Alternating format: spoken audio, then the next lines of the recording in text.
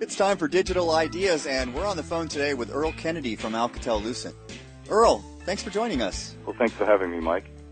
Well, we used to think that 100G would be more than enough capacity in optical networks. So why are we already talking about what's beyond 100G? Well, Mike, this is truly an exciting time in optics. The mobile, wireline, and enterprise sectors are all seeing an explosive growth in bandwidth demand. Seems that nearly everyone has a smartphone today, and their use goes far beyond just voice services.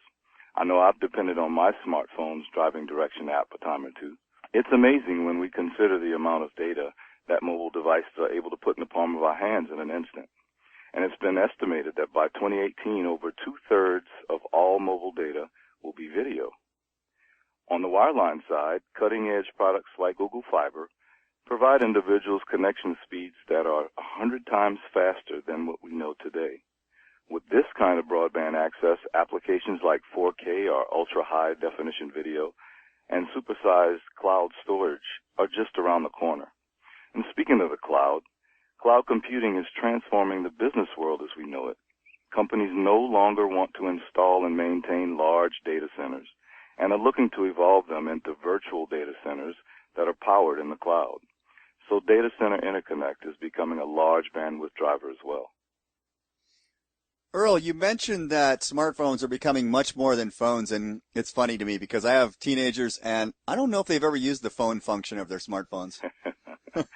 So true. My son is 11 and still already texting his friends. It's amazing. Of course. Hey, you indicate in your Tech Scene Tech blog that there are 4 key areas to consider when you're investing. So let me take each one and ask you that you summarize just with a few sentences. So first of all, why is scale so important? Today's optical networks use modulation techniques such as QPSK to provide speeds of 100 gigabits per second at distances beyond 3,000 kilometers. Other more advanced modulation techniques, like 16 QAM, produce transmission speeds of up to 400 gigabits per second, but are limited to shorter distances. Networks that are scalable allow providers to configure nodes within their networks according to the application and adjust them on the fly.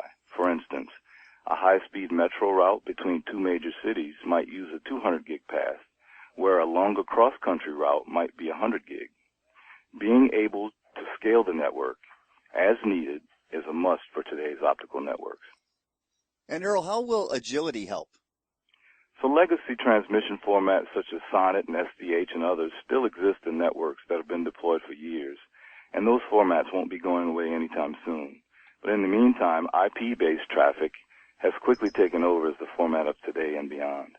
Truly agile DWDM optical networks must be able to support transmission of all data formats and must be able to perform switching of that traffic at multiple layers. All right, we covered agility and scale, but what about flexibility? So realistically, there has to be a multi-step approach to increasing capacity of optical networks. As DWDM subcarrier speeds are increasing, more spectral efficiency is needed as well. So the ITU recently defined a new flexible grid standard of 12.5 gigahertz wavelength spacing, which is a change from the 50 gigahertz spacing that has been used for years. This new flexible grid allows wavelengths or channels to be more tightly packed within the optical spectrum, but also allows subcarriers at different rates to coexist on the same DWDM system. And since all subcarriers transmitted at a data rate of 1 terabit and below fit inside that 12.5 gigahertz channel, spectral efficiency is achieved. For network operators, this will guarantee that the maximum number of bits is transferred over a given optical spectrum, and in turn will minimize the cost per bit of their networks. And last but not least, cost. We know cost is always critical. So why is it so important for optical networks? Absolutely.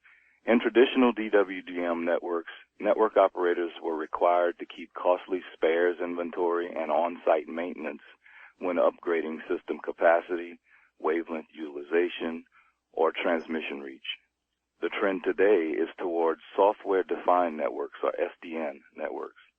And SDN networking increases automation and provisioning, maintenance, and monitoring, which drives down operational costs. So incorporating SDN along with the scalability, agility, and flexibility that I talked about earlier will drive down operational costs, thus providing the lowest total cost of ownership of these networks. And a reminder, Earl has authored a tech blog in our tech scene, so you can get more information there. Earl, thanks a lot for your time today. Well, thanks again for having me, Mike. I enjoyed it. You're welcome. That was Earl Kennedy from Alcatel-Lucent. This has been Digital Ideas. Thanks for tuning in.